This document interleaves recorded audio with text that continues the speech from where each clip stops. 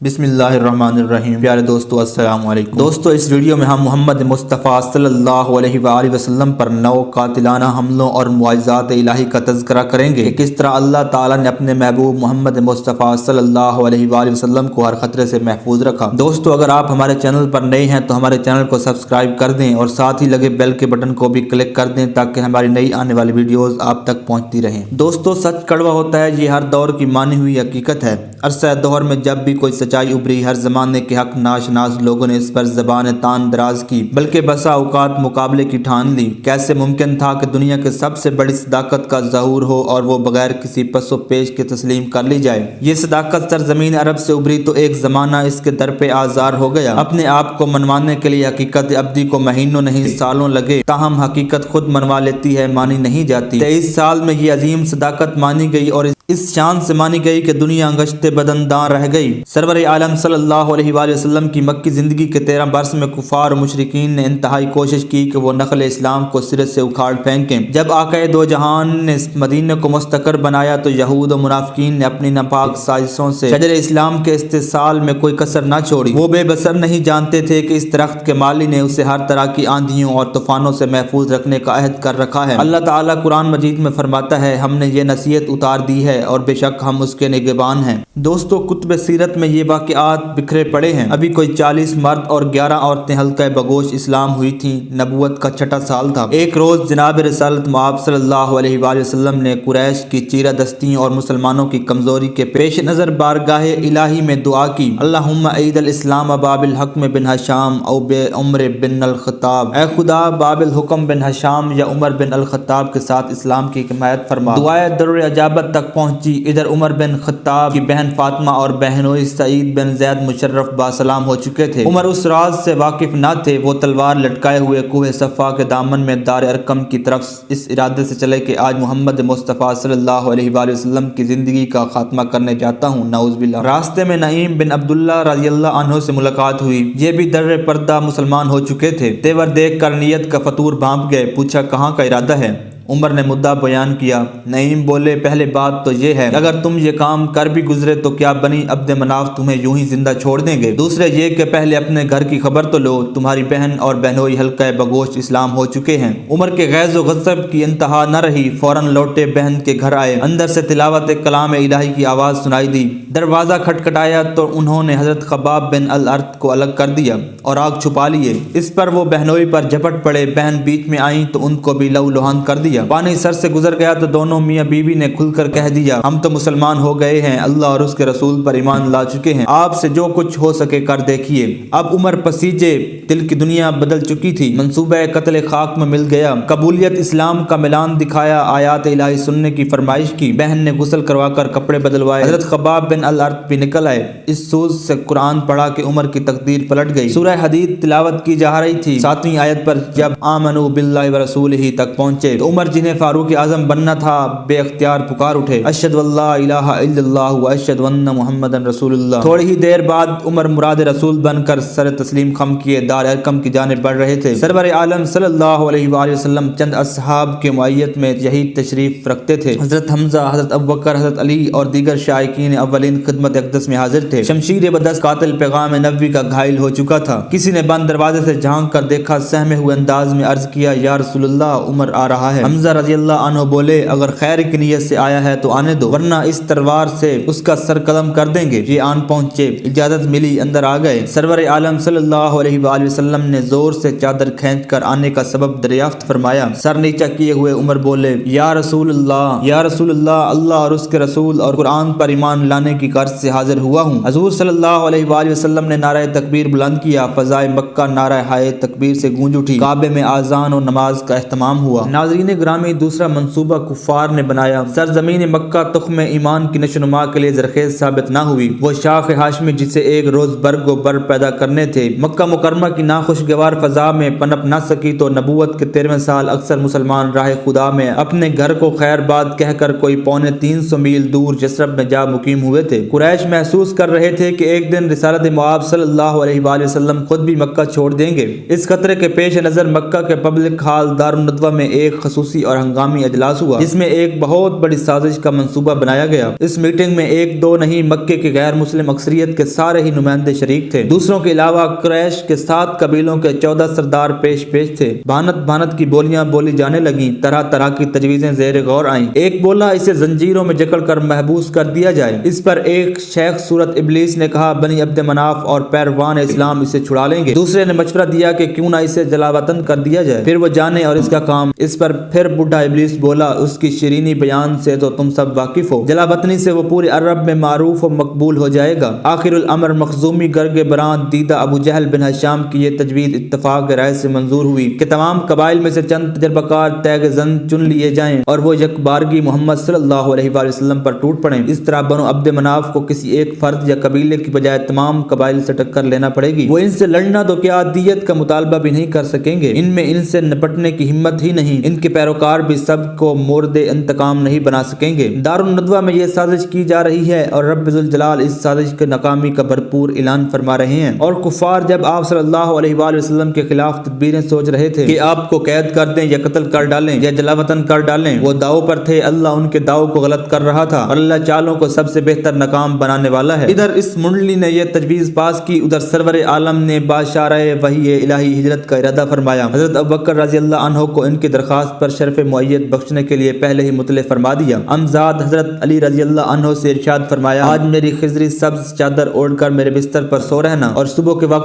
یہ امانتیں ان کے مالکوں کے سپرد کر کے مدینے چلے آنا۔ جب رات کی تاریکی چھائی تو معاندین مکہ کی شمشیر باز ٹولی مجوزہ پروگرام کے تحت اپنی ڈیوٹی پر آن حاضر ہوئی۔ خانہ رسول صلی اللہ علیہ وآلہ وسلم کا محاصرہ کر لیا۔ سرور عالم صلی اللہ علیہ وآلہ وسلم ایک تہائی رات گزرنے پر سورہ یاسین کی تلاوت کرتے ہوئے باہر نکلے۔ محاصرین پر گویا مدہوشی طاری ہو گئی۔ حضور صلی اللہ علیہ وآلہ وسلم آیت پر پہنچے تو زبان مبارک سے یہ الفاظ نکلے وَجَعَلْنَا مِن بَيْنِ أَيْدِيهِمْ سَدًّا وَمِن خَلْفِهِمْ سَدًّا فَأَغْشَيْنَاهُمْ فَهُمْ لَا يُبْصِرُونَ۔ ہم نے ایک دیوار ان کے آگے کھڑی کر دی اور ایک دیوار ان کے پیچھے، ہم نے انہیں ڈھانک دیا ہے، انہیں اب کچھ نہیں سوچتا۔ ایک مٹھی خاک محاصرین کے سروں پر پھینکی اور باہر نکل آئے۔ حضرت ابوبکر رضی اللہ عنہ کے گھر پہنچے جو پہلے سے چشمے براہ تھے۔ یہاں سے شہر مکہ سے جنوبی جانب غار ثور میں پہنچ گئے۔ یہ ناپاک منصوبہ بھی ناکام ہو گیا، کیوں نہ ہوتا، خدائے عز و جل نے اپنے محبوب کی محافظت کا خود بندوبست فرما دیا تھا۔ ناظرین گرامی، کفار کا تیسرا منصوبہ 17 رمضان المبارک 2 ہجری کو میدان بدر میں کفر و اسلام کا پہلا معرکہ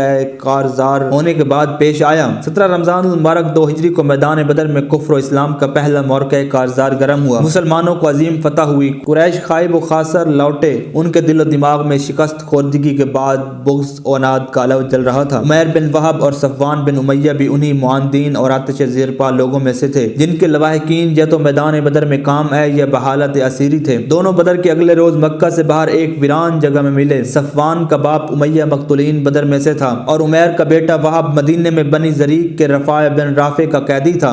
آتش غضب و عداوت میں جلتا ہوا عمیر بولا اگر مجھ پر قرض نہ ہوتا اور مجھے اپنے اہل و عیال سے فراغت ہوتی تو میں مدینے جا کر محمد صلی اللہ علیہ وآلہ وسلم کا سر قلم کر دیتا۔ نعوذ باللہ۔ صفوان جو قتل بدر کا زخم کھائے ہوئے پہلے ہی بھرا بیٹھا تھا جھٹ بول اٹھا میں تیرا قرض چکا دوں گا اور تا حیات تیرے بال بچوں کی کفالت کروں گا، تو یہ کام کر گزر۔ دونوں یہ باتیں مکمل تنہائی میں کر رہے تھے، چنانچہ رازداری کا عہد و پیمان ہوا۔ عمیر نے اپنی تلوار تیز کی اور سرور دو عالم صلی اللہ علیہ وآلہ وسلم کے قتل کے ارادے سے مدینے کی راہ لی۔ مدینے پہنچا تو مسجد نبوی کے سامنے اونٹ بٹھایا۔ ادھر حضرت عمر رضی اللہ عنہ دوسرے مسلمانوں کے ساتھ فتح بدر کے بارے میں فضل خداوندی پر بات چیت کر رہے تھے۔ اونٹ کے بلبلانے سے عمیر کو دیکھا، دیکھتے ہی سمجھے کہ یہ شیطان بے سبب نہیں آیا، ضرور اس کی نیت میں فطور ہے۔ اس کی تلوار کی قبضے کو سنبھال کر گردن سے پکڑ کر بارگاہ نبوت میں پہنچے۔ رحمت للعالمین صلی اللہ علیہ وآلہ وسلم نے فرمایا اسے چھوڑ دو، پھر اس سے آنے کا سبب دریافت فرمایا۔ بولا اپنے بیٹے وہب بن عمیر کی رہائی کے لیے حاضر ہوا ہوں۔ پھر استفسار فرمایا آمد کی اصل وجہ کیا ہے؟ پھر وہ ٹال گیا۔ اس پر بصیرت نبوی صلی اللہ علیہ وآلہ وسلم کا اعجاز رنگ لایا۔ فرمایا کیا تم اور صفوان بن امیہ سنسان جگہ